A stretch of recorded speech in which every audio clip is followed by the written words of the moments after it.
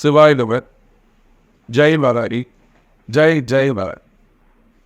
உலகம் முழுவதும் பாடக்கூடிய என் அன்பு பக்தர்களே, என் அன்பு நேயர்களே, பிப்ரவரி மாத ராசி பலன்கள். இந்த பிப்ரவரி மாதத்தை பொறுத்தவரையிலே முக்கிய நிகழ்வுகள் அப்படின்னு பார்த்தீங்கன்னாக்கா, குரு வந்து மகர நிவர்த்தி அடைஞ்சு இயல்பு நிலையில் அவர் இருக்கார். அது ஒரு முக்கியமான நிகழ்ச்சி.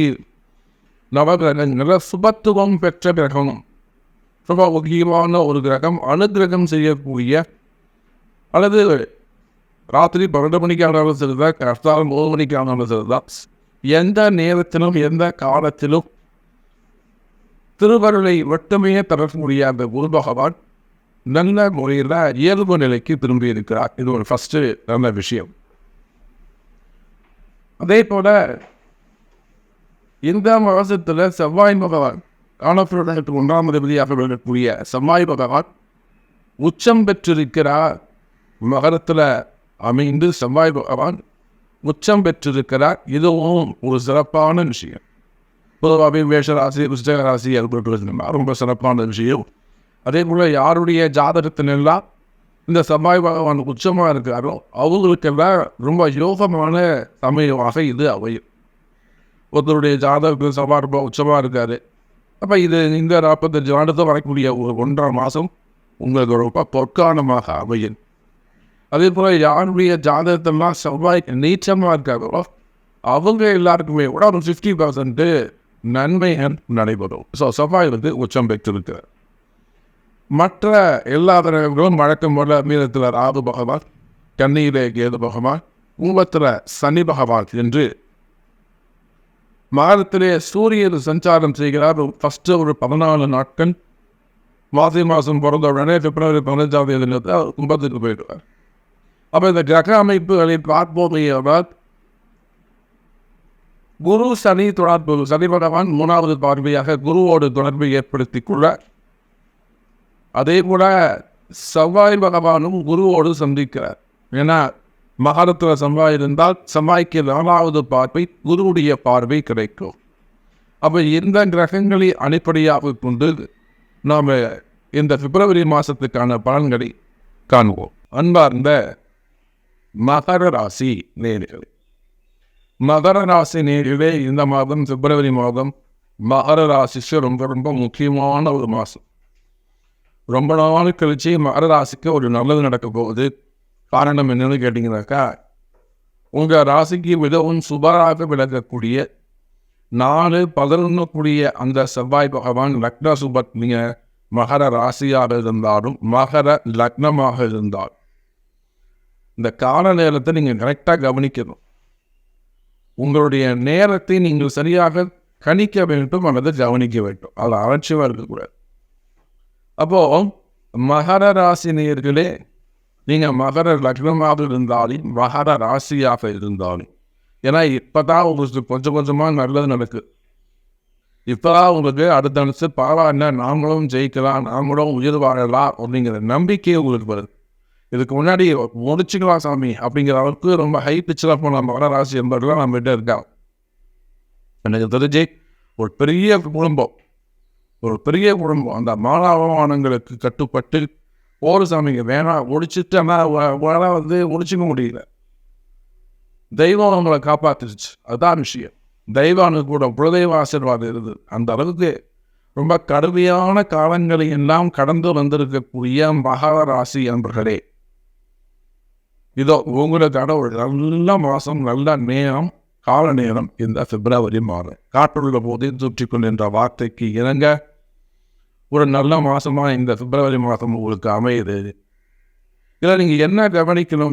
சாமி எப்படி சாமி சொல்லிங்க உங்களுக்கு இந்த மாதம் நல்லா இருக்கும் அப்படின்னு கேட்டாக்கா, மகர ராசி என்பர்களே, உங்கள் ராசிக்கு 4க்கும் 11க்கும் உடையவர். 4ங்கிறது சுகஸ்தானம்.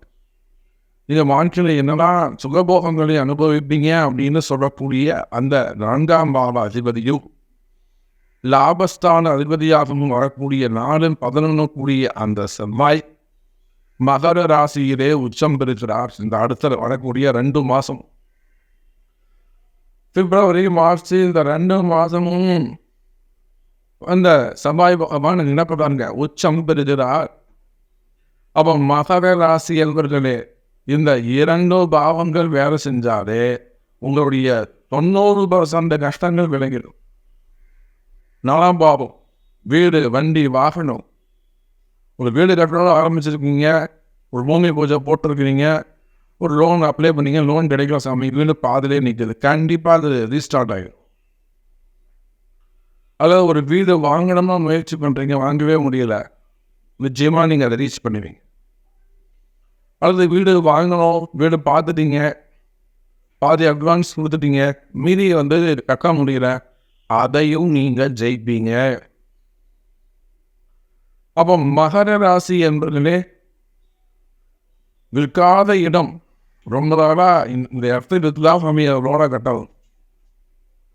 ஆனால் வராங்க பார்க்குறாங்க போயிடுறாங்க. விற்காத இடம், அதுக்கும் இந்த மாதம் ஜெயிக்கக்கூடிய காலம். அப்போ மகர ராசி என்பதிலே இந்த மாதத்தை பொறுத்தவரையில குடும்பஸ்தானமாகட்டும், வீடு வண்டி வாகனங்களாகட்டும், வாகன யோகங்களாகட்டும், இதெல்லாம் உங்களுக்கு நல்ல முறையில் அமையப் போகுது. அதோடு மட்டுமல்ல, விற்காத இடங்கள் விற்கும், அல்லது வாங்க முடியாத இடங்களை எல்லாம் கூட வாங்கக்கூடிய வாய்ப்புகள் ஏற்படும். நிறைய கிரகப்பிரவேசம் பண்ண போறீங்க, சுப நிகழ்ச்சிகள் செய்ய போறீங்க. நீங்கள் உலகத்தில் சிந்த மூலையில் இருந்தாலும் சரிதான், கிரகப்பிரவேசம் கூப்பிடுங்க, ஜம்முன்னு ஒரு 5 ஓணம் அற்புதமாக செஞ்சு கொடுக்குறோம். உங்களுக்கு கவலைப்படாதீங்க, கைராதையாக பண்ணி தரோம். தடைகள் விலகட்டும் உங்களுக்கு, அதுக்காக சொல்கிறேன். அப்போது தடைகள் விலகும் உங்களுக்கு. அந்த வீடு வண்டி வாகன யோகத்தில் இருக்கக்கூடிய யோக தடைகள் விலகும். மெயில தானே ஒரு மனிதனுக்கு கிடைக்க வேண்டிய பாக்கியங்கள், அந்த மனிதனுக்கு கிடைக்க வேண்டிய யோகங்கள். யோகம்னா என்ன? அதிர்ஷ்டம்னு சொல்லலாமா? அதிர்ஷ்டத்துக்கும் மேலே யோகம். அதிர்ஷ்டம்னா எப்போ ஏற்படும், எப்படி ஏற்படும் தெரியாது, வருமா வராதான்னு சொல்ல முடியாது. யோகத்தை நம்ம கணிச்சு சொல்லலாம், இது கண்டிப்பாக உனக்கு நடக்கும், நான் உனக்கு முடித்திருக்க வேண்டியது, நீ அன்றைக்கே முடிச்சிருக்க வேண்டியதுப்பா, உனக்கு மிஸ் ஆகிடுச்சோம், நாம் இதை அடித்து சொல்ல முடியும். ஆனால் இந்த யோகங்கள் உங்களுக்கு சிறப்பு.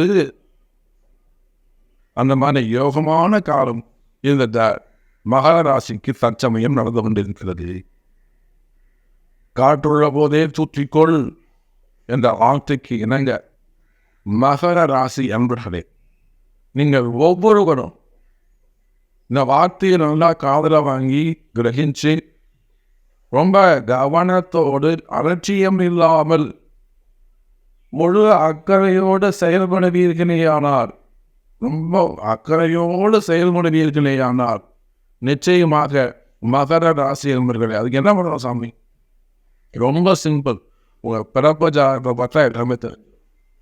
உங்களுக்கு என்ன நடக்கணும், உங்களுக்கு என்ன வேணும் அப்படின்னு அவனை வீடு வாங்கினா பாதிலே நிற்கிறது, டக்குனே வாழ்விக்கிறது, இந்த இடங்களுக்காக நம்ம விற்கவே மாட்டேங்குது. அல்லது வேலை செய்கிற இடத்துல இந்த மாதிரி ஒரு ட்ரபிள் இருக்குது, பிஸ்னஸ் பண்ணுற இடத்துல பிஸ்னஸ் உங்களுக்கு ட்ரபிள் இருக்கும்போது சாமி வியாபாரம் சரியாக நடக்கல, நல்லா பண்ணிட்டு அந்த இடம் உங்கள் பிஸ்னஸ் நடக்கல. அந்த மாதிரி உங்களுக்கு என்ன தடைகள் இருக்கோ அந்த தடைகளை உடைக்கணும். அப்போ உடைக்கிறதுக்கான மாதம் இந்த மாதம். அதனால தான் இந்த செய்தி நீங்கள் கேட்குறீங்க. உங்களுக்கு ஏதோ ஒரு நல்லது நடக்க போது, உங்கள் தெய்வம் உங்களுக்கு நல்லதை செய்ய சொல்லுது அப்படி வச்சுக்கோங்க. பாசிட்டிவாக திங்க் பண்ணுவோமே, இல்லைன்னா இந்த செய்தியே ஒரு காலை விழப்போகுது.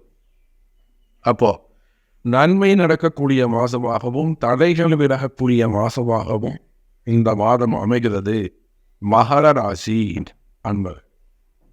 சரி, வருமானம் எப்படி சாமி இருக்கும், தொழில் அமைப்புகள் எப்படி இருக்கும்? நிச்சயமாக வருமானத்தை பொறுத்தவரையிலே மகர ராசிக்கு 2 சனி பகவான் ஆட்சி பலம் பெற்றிருக்கிறார், திக்பலம் பெற்றிருக்கிறார். அதோட கூட சனி பகவானுடைய முதல் பார்வை குருவை தான் பார்க்கிறார்.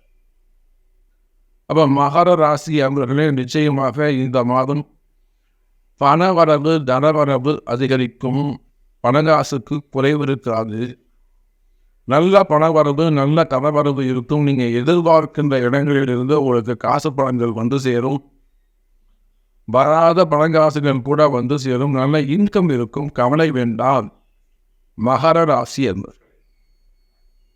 இன்னும் சொல்லப்போனால் பிஸ்னஸ் பண்ணக்கூடியவங்க, நீங்கள் எந்த பிஸ்னஸ் செய்பவராக இருந்தாலும் சரிதான், ஓன் பிஸ்னஸாக இருக்கலாம், ஒரு ஷாப்பாக இருக்கலாம், ஒரு கடை வச்சு நடத்தக்கூடியவங்களாக இருக்கலாம், ஒரு ஹோட்டலாக இருக்கலாம், பெரிய ரெசிடென்சியாக இருக்கலாம், 5 ஸ்டார் ஹோட்டலாக இருக்கலாம், அதே போல் பெரிய பெரிய ஃபேக்ட்ரியாக இருக்கலாம், அல்லது விவசாயமாக இருக்கலாம், பில்டராக இருக்கலாம், ரியல் எஸ்டேட்டாக இருக்கலாம், அரசியல் தலைவர்களாக இருக்கலாம், சினிமா துறையை சார்ந்தவர்களாக இருக்கலாம், மீடியா துறையில் ஒர்க் பண்ணக்கூடியவங்களாக இருக்கலாம், மீடியா சேனலாக இருக்கலாம், அதே போல் share market, stock market, export import business, நிறைய நீங்கள் எந்த தொழில் கமிஷன் பிஸ்னஸ் பண்ணக்கூடியவங்க.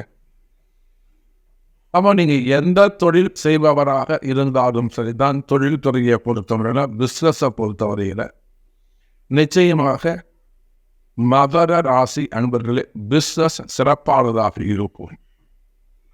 பிஸ்னஸில் வருமானம் அதிகரிக்கும், நல்ல வருமானம் வரும், நல்ல முன்னேற்றம் இருக்கும்.